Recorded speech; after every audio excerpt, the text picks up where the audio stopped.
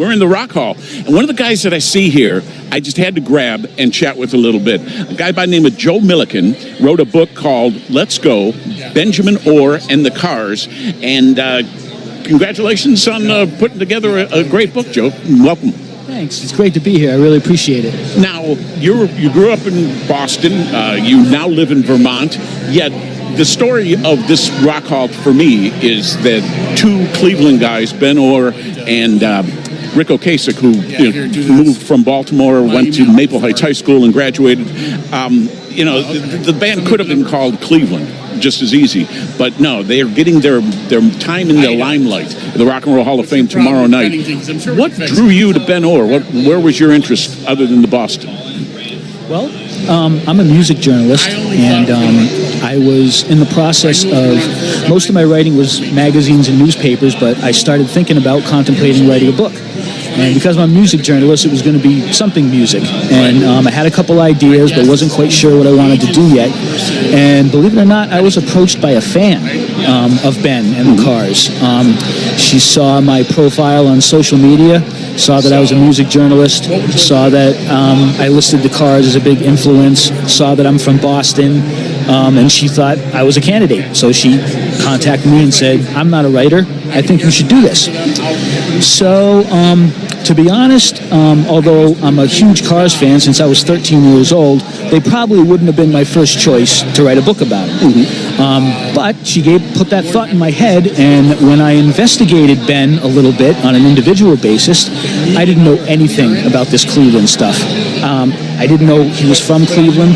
I didn't know that he was a childhood star. I didn't know about Upbeat or the Grasshoppers or any of that.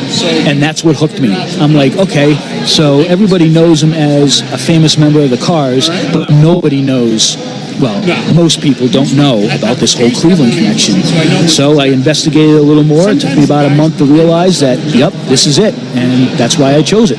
So when they put together the band, and really it started coming together as they met here in Northeast Ohio, and were in Columbus for a little while, and they say Bowling Green, but it really kind of matured in Boston.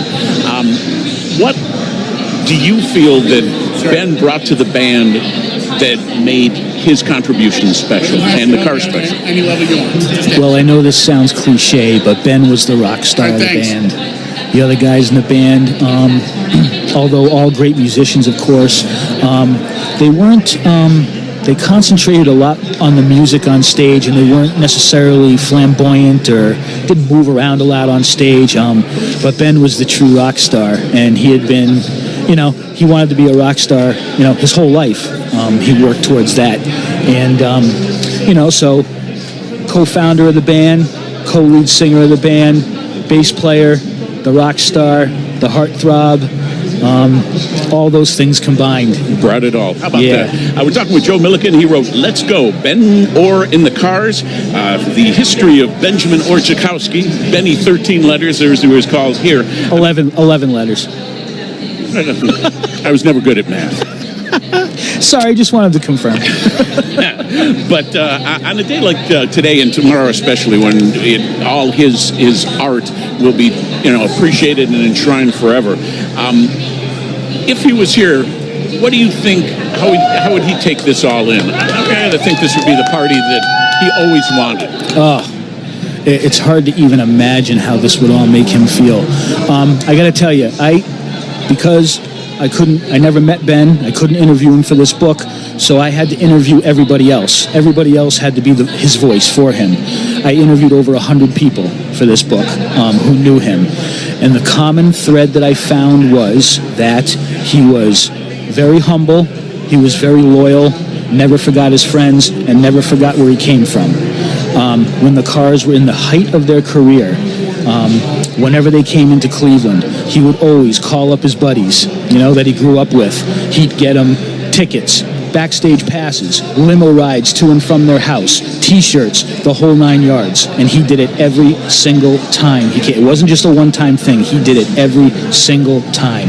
So he was just a very humble man. And it also seems to me that he kind of flipped a switch when he got on stage. He turned into the rock star, because off stage he wasn't like that. He was a very humble, quiet, private man.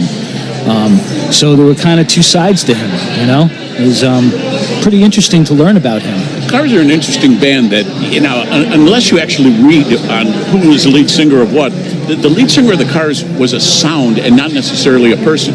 I mean, in many ways they were interchangeable. And when Todd Rundgren did the new Cars, he sounded just like Rick and Ben. You're right. Yeah.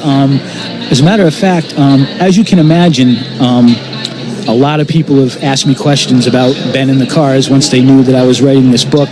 And a lot of Cars fans, I mean serious Cars fans, didn't even know that there were two vocalists. Yeah. They just assumed it was Rick. The funny thing is, and this is, I'm paraphrasing of course, but this is from Rick himself. And I've read it a few times in different interviews that he saved the more quirky kind of songs by the Cars. He would sing. But he always said if we needed a serious vocal, a really serious, good vocal, those are the ones I'd have Ben sing. So Rick would even say it himself that, you know, I have my own style, but when I know something needs to be done right, Ben does it, a la Drive.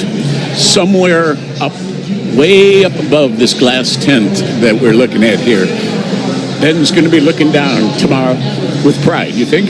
Oh, so much pride. It's hard to even fathom what he might have thought about this.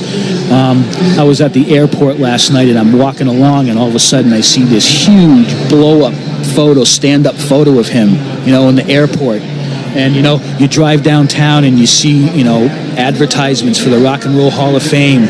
And I just know that he would be absolutely thrilled. No question.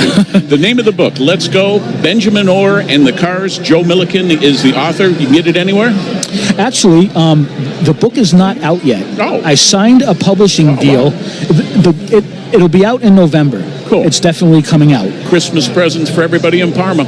Absolutely. And, you know, I'm in the midst now of putting together an official website. I'm working on that with the publisher.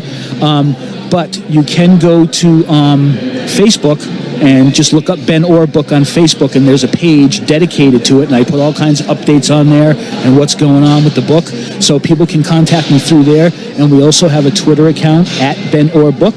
So there are ways to get a hold of me until I get that website out. Way cool. He's our favorite son on a big weekend for him and the band. Thank you for taking some time. And as the book gets closer, make sure to stay in touch. I really appreciate your efforts in having me on. It's an honor, and it's an honor to be here. Yeah, Joe Milliken, Let's Go, Benjamin Orr and the Cars. We'll let you know more about that as it gets closer to the publishing date.